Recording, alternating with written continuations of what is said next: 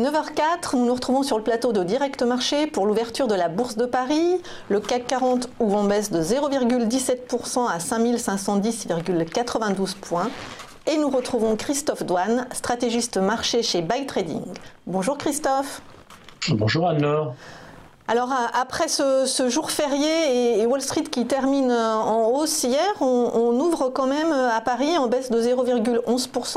Moi je n'y comprends plus rien.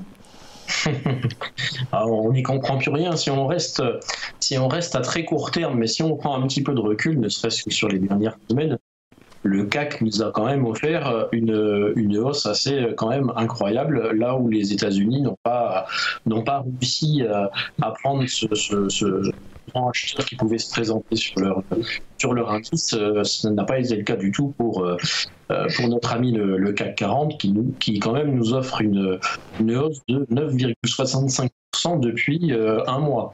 Donc on a quand même une belle dynamique haussière et un relais acheteur sur le. Donc du coup là, Christophe, je vous entendais mal. Du coup, aujourd'hui, c'est plutôt un marché qui prend des bénéfices en attendant la décision de la Fed ? Alors, je ne pense pas qu'on puisse dire qu'aujourd'hui, ils prennent des bénéfices parce que depuis cette hausse-là, depuis qu'on a cassé un canal baissier le 17 avril, on a enchaîné les séances avec très peu de prises de bénéfices. Peut-être qu'on va les voir à un moment donné arriver. D'ailleurs, on commence à arriver sur des niveaux comme 5525, qui est le dernier plus haut depuis le 31 octobre 2017. On a évidemment en ligne de mire les plus hauts du début d'année, de fin janvier, qui sont à 5564.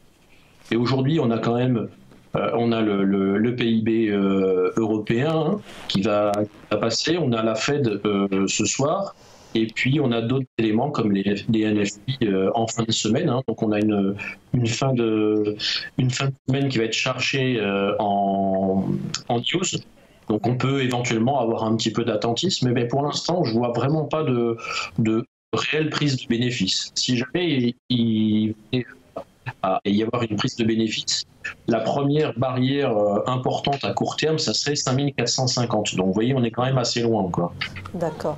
Et sur le marché d'échange, l'euro-dollar sous 1,20 $, l'euro sous 1,20 $, c'est plutôt une bonne nouvelle pour le marché, ça ? En tout cas, le marché l'accueille comme une bonne nouvelle, ça c'est indéniable. Et il suffit de regarder la corrélation à court terme entre l'euro-dollar et le CAC 40. Ils sont complètement inversement corrélés, ce qui montre que les marchés ont un réel focus maintenant sur l'euro-dollar.